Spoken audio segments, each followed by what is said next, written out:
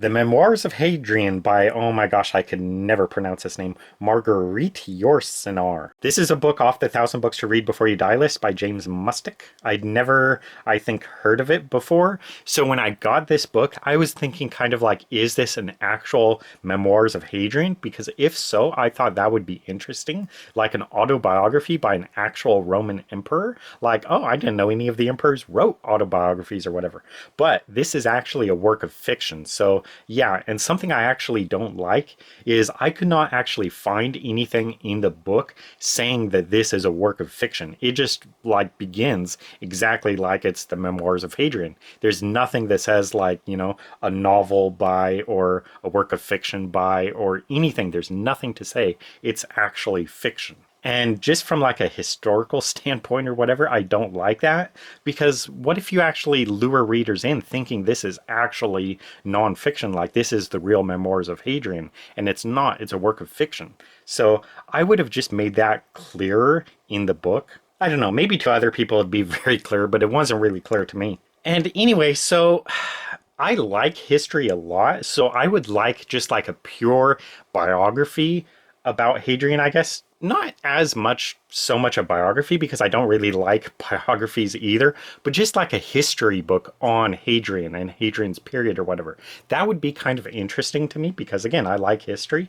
But what I don't like about historical fiction is I think a lot of historical fiction writers write about the most boring aspects of characters' lives rather than telling like the actual good, interesting parts. So this is actually a like case in point or whatever of that. So when I began the book, I was really reluctant about it, just thinking, I probably won't like this just because it's probably just what I expect from historical fiction, which is just a bunch of slop about random boring parts from these people's lives rather than actual good, interesting stuff. But when I began reading it, like the first page, I was kind of thinking, this is actually pretty well written. The prose is pretty smooth and I'm liking it. But then like page 2, page 3, whatever, it started talking on and on about this guy, Hadrian, like his opinion on food. And he's just talking about like, oh, we have all these spices and we have all these different stuff from all over the empire, all these different, ingredients, and we're just mashing them all together. And, it's not as good, like, oh, we used to have much more simpler diets in the old Roman Empire days, but now we have all this fancy food from all across the world. And he's just going on and on, page after page, talking about like, oh, this is what I think about food. And also, this is something that was really a problem with the book, is every single paragraph in this book, almost without fail, every single paragraph is like 3/4, 3/4 of a page long.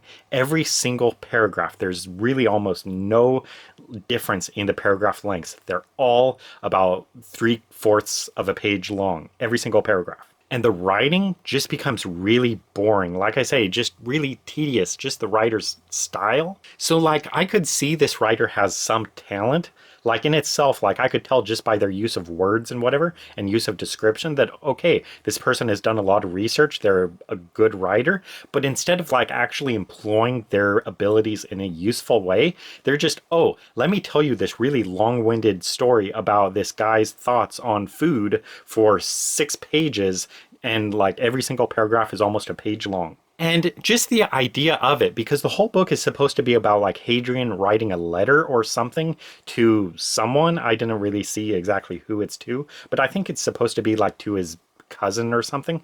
So it's like, why would this emperor write this person like, oh, I'm going to send you a 20-page letter about my thoughts about food?